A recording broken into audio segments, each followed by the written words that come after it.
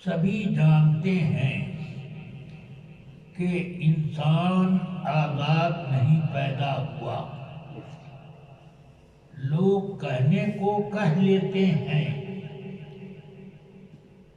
کہ ہمارا ملک آزاد ہو گیا، ہم لوگ آزاد ہو گئے.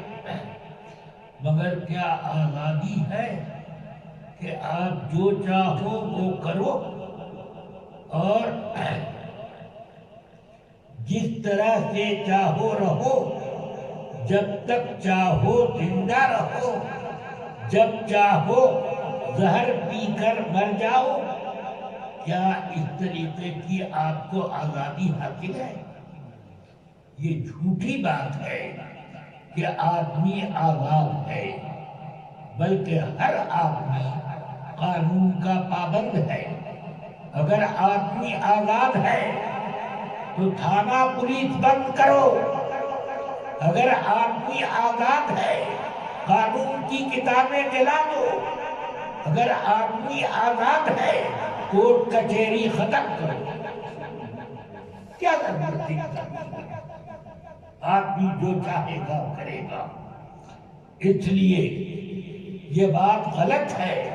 صحیح وہ ہے جو میرے رب قدیر نے فرمایا، اَيَحْسَبُ الْإِنسَانُ أَن يُتْرَكَ سُدًى. کیا آدمی یہ سمجھتا ہے کہ میں یوں ہی آزاد چھوڑ دیا گیا؟ بالکل نہیں. اس لیے اللہ جتنا آدمی کو اونچا بناتا ہے اتنا ہی زیادہ پابند بناتا ہے. سمجھ میں آئی بات؟ ہم لوگ عام آدمی ہیں، ادھر ادھر گھوم پھر لیتے ہیں، لوگوں سے ملاقات کر لیتے ہیں، لیکن کسی کچہری کا جسٹس اور چیف جسٹس ہر آدمی سے نہیں ملاقات کر سکتا. جس دکان پر چاہے سودا نہیں لے سکتا، جہاں وہ چاہے، جس کے گھر چاہے وہ جاتا آتا رہے، یہ اس کو نہیں ملتا. جتنا خاص ہوگا اتنا پابند ہوگا. بات سمجھ میں آ رہی ہے؟ اللہ تعالی نے ہم مسلمانوں کو اللہ تعالی نے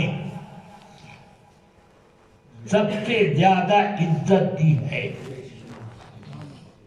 انسانوں میں کوئی اتنی شرافت نہیں رکھتا. اسی لیے قرآن میں فرمایا لَقَدْ خَلَقْنَا الْإِنسَانَ فِي أَحْسَنِ تَقْوِيمٍ ثُمَّ رَدَدْنَاهُ أَسْفَلَ سَافِلِينَ إِلَّا الَّذِينَ آمَنُوا وَعَمِلُوا الصَّالِحَاتِ فَلَهُمْ أَجْرٌ غَيْرُ مَمْنُونٍ. انسان کو ہم نے بہترین اجزاء اور بہترین شکل و صورت سے پیدا کیا، پھر اس کو ہم نے سب سے نچلے گڈھے میں ڈھکیل دیا. اِلَّا الَّذِينَ آمَنُوا، مگر ایمان والوں کو، وَعَمِلُوا الصَّالِحَاتِ، اعمال صالحہ برتنے والوں کو ہم نے گڈھے نہیں رکھا، گڈھے سے نکال کے رکھا. ان کو عزت دی ہے.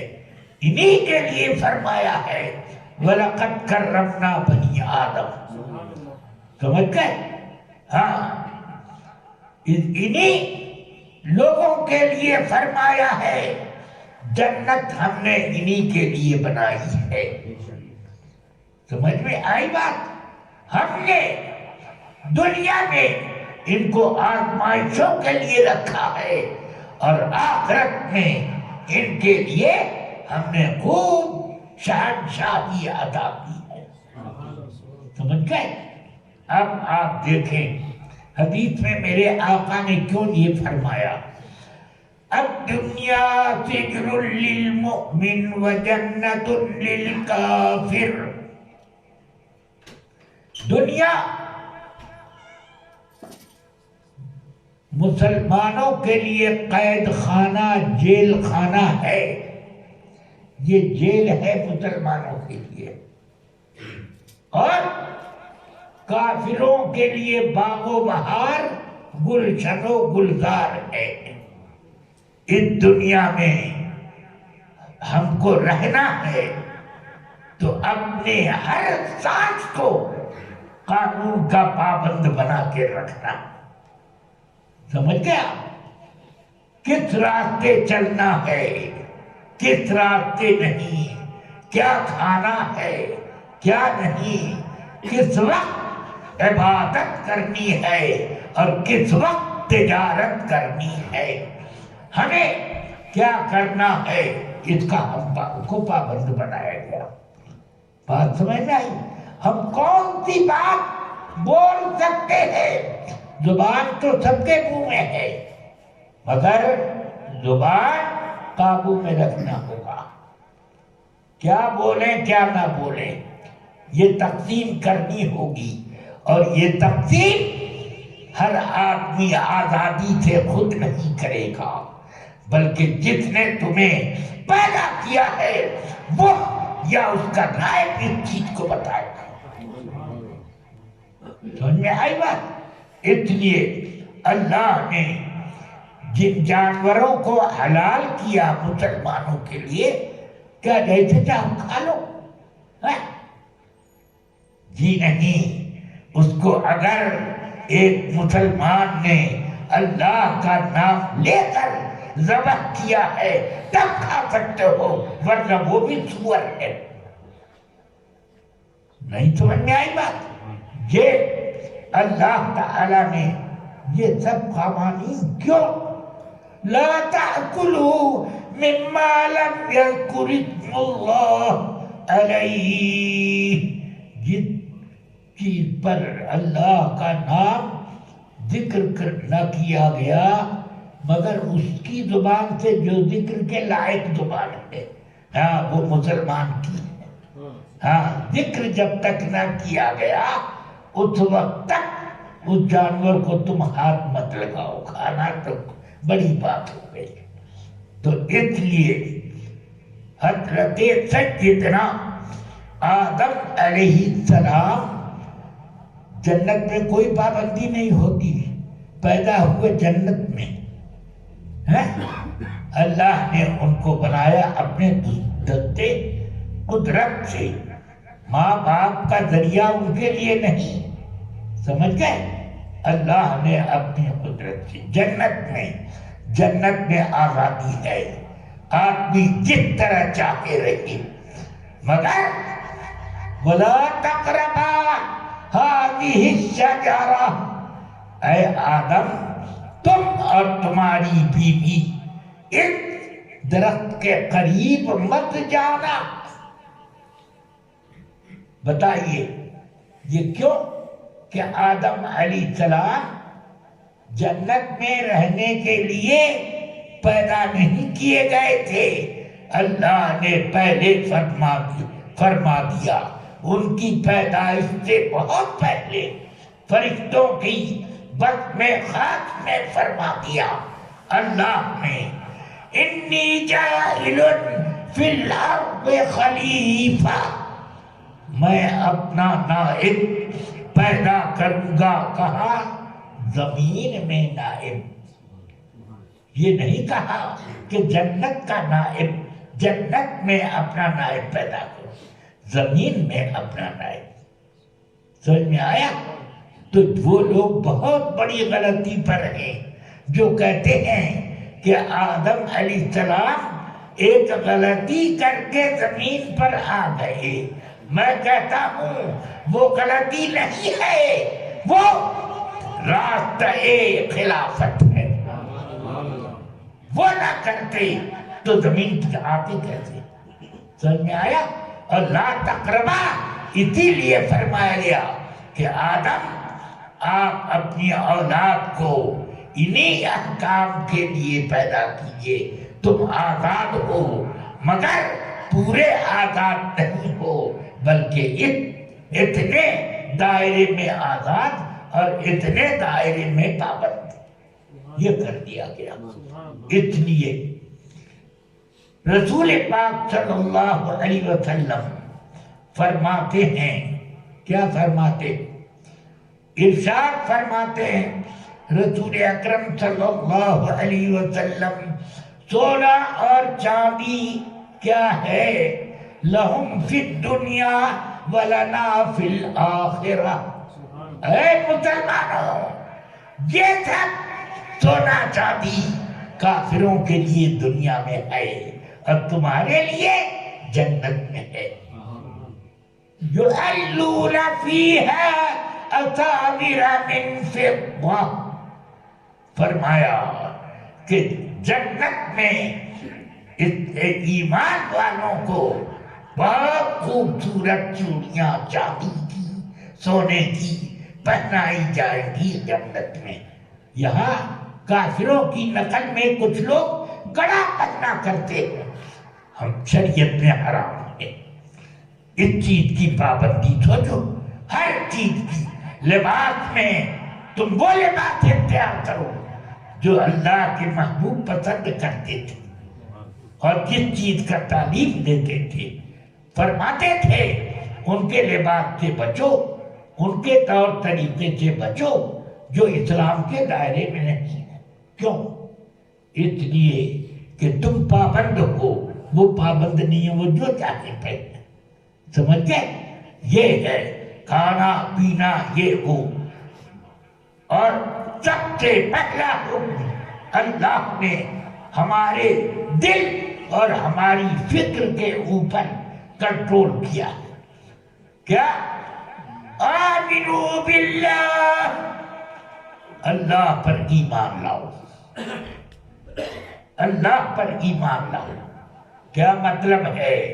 دل سے مانو اللہ کو اور فکر میں بساؤ یاد الہی کو، یہ ہے آمنو باللہ۔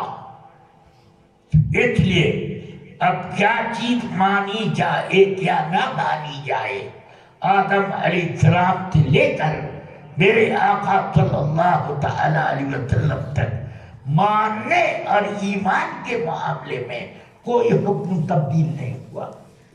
سمجھ گئے؟ ایک حکم ہے، اللہ لا شریک لہ ہے، عبادت اسی کے لیے خاص ہے، تخلیق پیدائش وہی کرے گا جس کو چاہے گا پیدا کرے گا، جیسا چاہے پیدا کرے گا، خوبصورت بدصورت لنگڑا اور بہت شاندار، سب اسی کی مرضی پر ہے۔ کوئی یہ نہیں کہہ سکتا میں نے کیا قصور کیا تھا کہ مجھے لنگڑا بنایا گیا، نہیں کہہ سکتے۔ کیوں نہیں گئے شکر ادا کرتے کہ اللہ نے کم سے کم مجھے وجود تو دیا ہے۔ وہ چاہتا تو تمہیں انسان کے بجائے کیڑا بناتا، کیچوا بناتا، تمہیں جو چاہتا بناتا، مگر اللہ نے اپنی حکمت بالغہ سے ہمیں عزت کی عطا کی۔ تو یہ اس طرح زندگی گزارنی ہوگی۔ اب فرمایا اللہ نے آمن الرسول بما انزل الیہ من ربہ والمؤمنون، رسول ایمان لائے اور ایمان والے مسلمان، ان کے غلامان کرم وہ سب ایمان لائے۔ کس چیز پر؟ بما انزل الیہ من ربہ، رب کی طرف سے جو حکم آیا ان پر ایمان لائے۔ تمام انبیاء نے یہی تعلیم دی کہ رب کی طرف سے جو بات آ جائے اس کو مان لو۔ سمجھ گئے؟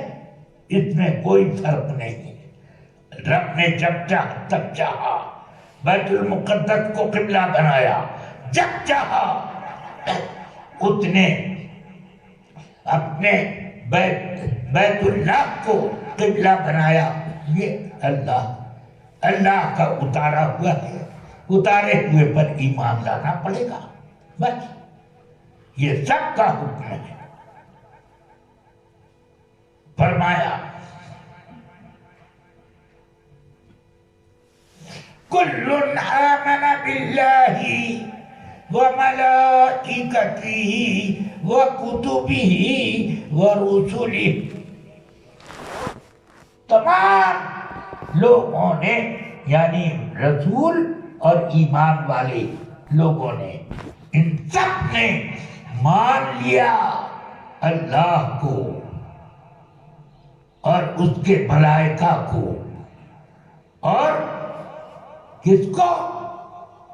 اس کے سارے رسولوں اور نبیوں کو.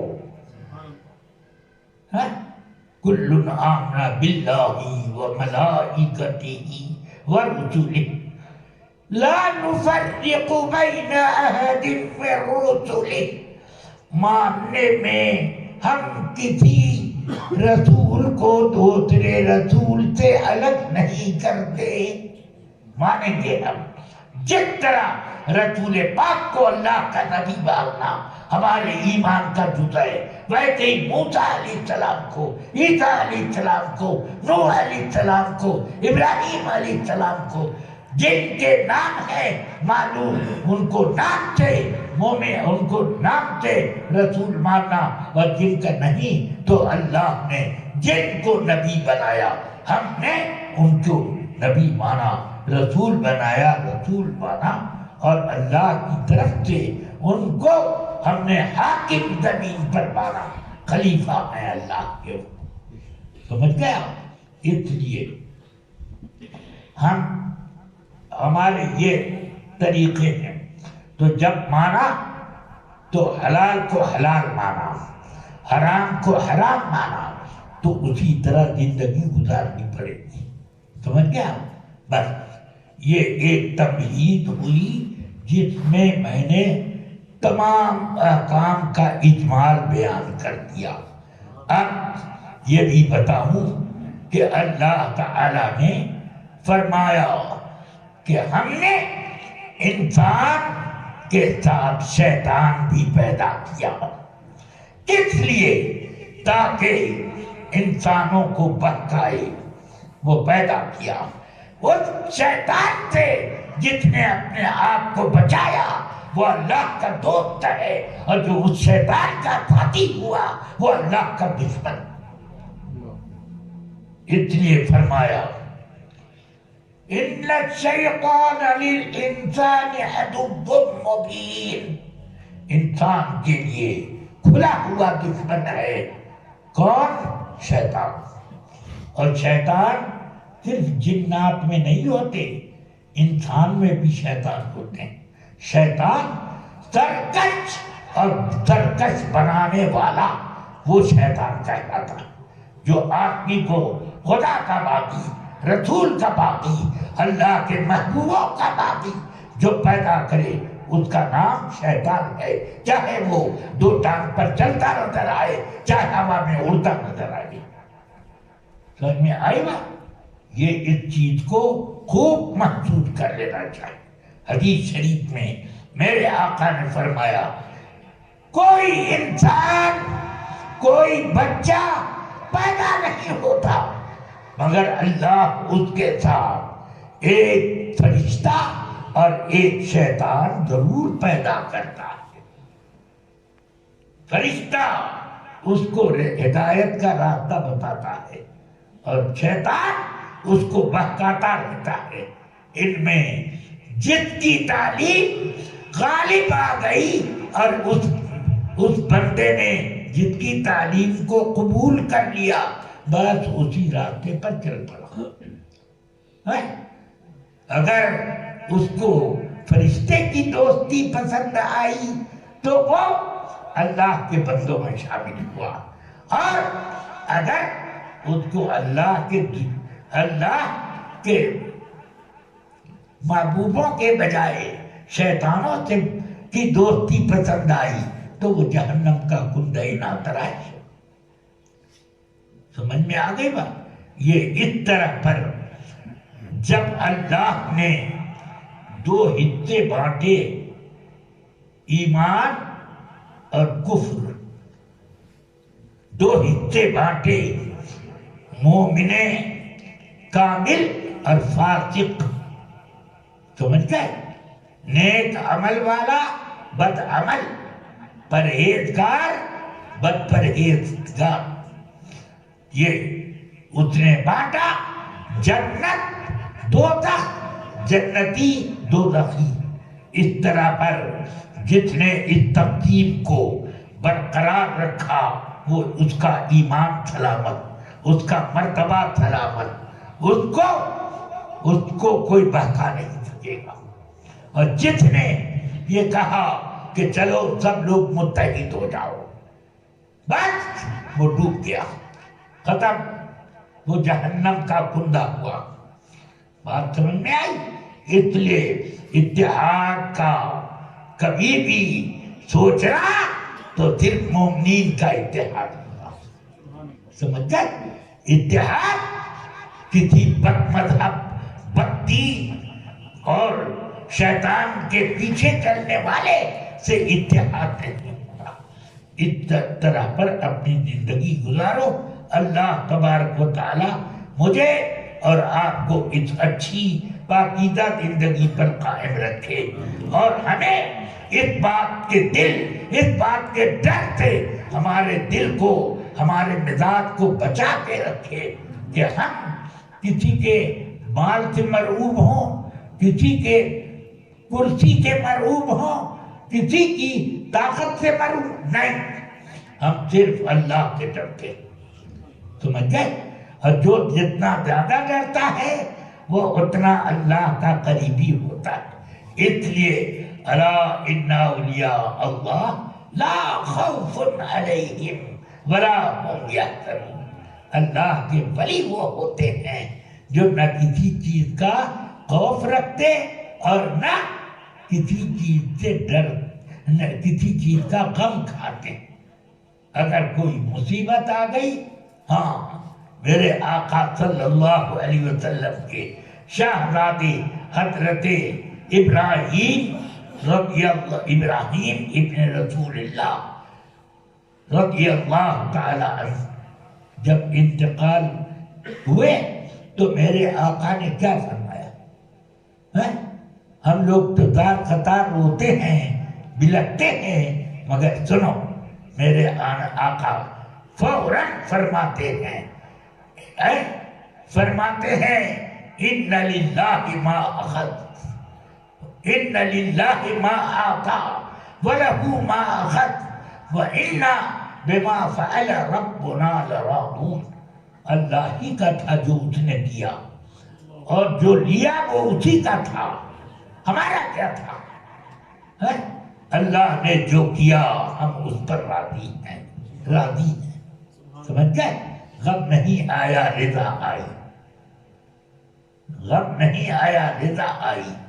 اسی طرح دشمن آئے تو خوف نہیں آیا، بلکہ اس وقت آدمی کے اندر حرارت ایمانی پیدا ہوئی. آ کر کے ایک مسلمانوں کے ایک جاسوس نے خبر دی کہ مکے والوں نے تمہارے خلاف بہت بڑا لشکر جمع کر لیا ہے، تم لوگ ذرا بچ کر رہنا، ڈرنا. تو مسلمانوں کے دل میں جذبہ آ گیا. قرآن پاک نے اس کو بیان فرمایا کہ جب ان کو یہ خبر ملی تو اس خبر پر ان لوگوں کا ایمان بڑھ گیا، اور انہوں نے کہا ہم اللہ تبارک و تعالی پر ایمان رکھتے ہیں. ہاں، تو اس لیے لوگوں اپنے ایمان کی حفاظت کرو. اور اس زمانے میں سب سے زیادہ مشکل کام یہ ہے، کیونکہ دھمکیاں بھی دی جاتی ہیں، یہ کرو، یہ مت مانو. دھمکی بھی دی جاتی ہے, لالچ بھی دی جاتی ہے, اور آدمی کو کے لیے تنگ کرنے کے اور پریشان کرنے کے راستے پیدا کیے جاتے ہیں. سب ہوتا ہے. ان سب کا مقابلہ اگر کرو تو یہ انبیاء کی سنت ہے, صحابہ کی سنت ہے. رسول پاک صلی اللہ علیہ وسلم نے جب فاران کی چوٹی سے اعلان حق کیا تھا تو ان کے ساتھ بڑی خوشی خوشی مکے والے ملتے تھے اور ان کو بہت آرام اور نذرانہ دیتے تھے, کھانے کی دعوتیں دیتے تھے, پتھر چلاتے تھے, گالیاں بکتے تھے اور طرح طرح کی باتیں کرتے تھے. سمجھ گئے آپ؟ زخمی بھی کرتے تھے اور وہ راستوں میں اور خود آپ کے اوپر کوڑا کرکٹ پھینکنے کی یہ کوشش کرتے رہتے تھے. سب تھا, مگر کیا اس سے صحابہ نے یا رسول پاک نے کچھ اپنے اندر ڈر محسوس کیا؟ ان کی طرف جھکے نہیں. جلا دیے گئے عمار اور ان کے باپ یاسر اور ماں سمیہ, دہتی آگ پر تینوں کو لٹا دیا گیا. یاسر اور سمیہ رضی اللہ عنہما جل کر اسی میں شہید ہو گئے اور عمار بچ گئے. مگر ان کا مرتبہ ہے عمار کا, بچ گئے. انہوں نے ان کی بات مان کر کے کہ اب میں ہمیشہ بت پرستی کرتا رہوں گا. سبحان اللہ, وہ علامت ایمان بن گئے. فرمایا کہ ایک وقت آئے گا کہ لوگ اس کو تنگ کریں گے, ماریں گے. یدعونہم الی الجنت, یدعوہم الی الجنت ویدعونہ الی النار, کہ یہ ان کو جنت کی طرف بلائے گا اور وہ لوگ اس کو جہنم کی طرف بلائیں گے. مولا علی کرم اللہ تعالی وجہ الکریم نے بھیجا حضرت عمار کو کہ ان خارجیوں کو, بدبدبوں کو, ان کو سمجھاؤ. سمجھانے گئے تو وہ الٹے ان کو کر لیں گے, تم علی کی طرف سے آؤ, ہمارے گروپ میں خارجی بنو تم بھی. انہوں نے کہا نہیں, اس میں آپ کو شہید کر دیا. تو اس پر یہ تو واقعہ کتنے سال کے بعد ہوا, مگر جس روز مسجد نبوی شریف کا پتھر اٹھا کے لا رہے تھے مسجد بننے کے لیے, تو اس روز میرے آقا نے فرمایا تھا کہ وَيْحَكَ يَا عَمَّارُ تَقْتُلُهُ الْفِئَةُ الْبَاغِيَةُ يَدْعُونَهُمْ إِلَى الْجَنَّةِ وَيَدْعُونَهُ إِلَى النَّارِ. یہ اس روز میرے آقا نے فرمایا. اور بعد میں ہوا کہ ان لوگوں نے حضرت عمار کو ان خارجیوں نے شہید کر ڈالا.